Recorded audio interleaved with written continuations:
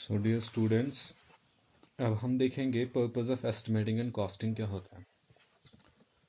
तो purpose of estimating and costing ये है कि हमारा कोई भी काम है वो हम विद इन टाइम हम कैसे ख़त्म करें, तो उस पर एक्स्ट्रा हमारा इन्वेस्टमेंट ना हो और विद इन लोवेस्ट कॉस्ट में हो जाए।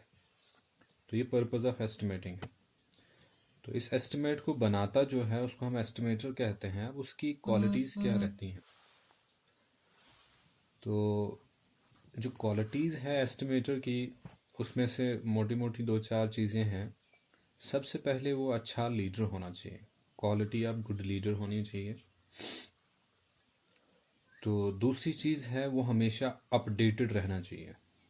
सेकंड, नंबर 3 है कि उसको जो भी एस्टिमेटर होगा उसको उस प्रोजेक्ट के बारे में थॉरो नॉलेज हो। तो ये चीज़ें जो हैं एक एस्टिमेटर में होनी चाहिए, तब जाके वो गुड एस्टिमेट बनाएगा। फॉर एग्जांपल हम एक एग्जांपल ले लें। अगर हमने घर में कोई काम करना है, फॉर एग्जांपल एक कमरा तैयार करना है, एक बिल्डिंग का एक कमरा तैयार करना है, तो उसमें क्या क्या मटेरियल लगना है ये उस एस्टिमेटर को पता होना चाहिए। पिन से लेके आपका टॉप तक जो भी चीज़ मिलती है या यूज़ होनी है वो उसके बारे में उसको पता होना चाहिए। सेकेंडली, उनका कॉस्ट मार्केट में अवेलेबल मार्केट जो है उसमें उसका कॉस्ट क्या होगा, उसके हिसाब से उसका एस्टिमेट तैयार होगा।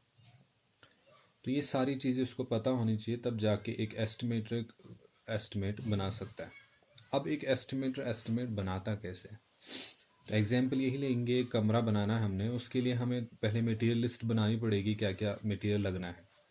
तो जो जो चीज़ें उसमें लगनी है एक लिस्ट हम तैयार करते हैं, उस लिस्ट को हम कह सकते हैं मटेरियल लिस्ट। और अब जो ये मटेरियल लिस्ट है, अब हम क्या करते हैं, ये मटेरियल लिस्ट लेके हम मार्केट में चले जाते हैं। डिफरेंट डिफरेंट हमारे शॉप्स होते हैं, तो उन शॉप्स में हम क्या करते हैं, उनके रेट्स ले लेते हैं।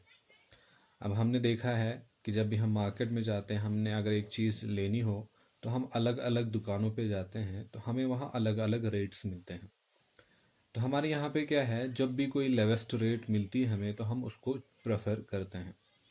सो यहाँ पे हम चूज़ करेंगे डिफरेंट डिफरेंट 3-4 शॉप्स से हम अपने अपने रेट्स ले लेंगे और उनको फिल करेंगे इस मटेरियल लिस्ट के आगे।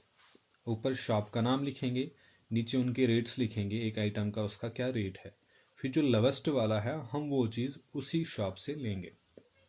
तो ये हो गई, जब हम मार्केट में घूम के ये रेट्स लाते हैं, इसको हम कहते हैं मार्केट सर्वे। तो एक एस्टिमेटर जो है वो हमेशा मार्केट सर्वे करता रहता है। तो ये मार्केट सर्वे आ गया। तो इसके बाद एक एस्टिमेटर क्या करता है, ये कॉस्ट लगा के ऊपर से फिर लेबर चार्जेस वगैरह कंटीजेंट चार्जेस लगा के जो टोटल एस्टिमेट बनता है, ये एक एस्टिमेट उसके पास आ जाता है। होप आपको एस्टिमेट समझ आया होगा।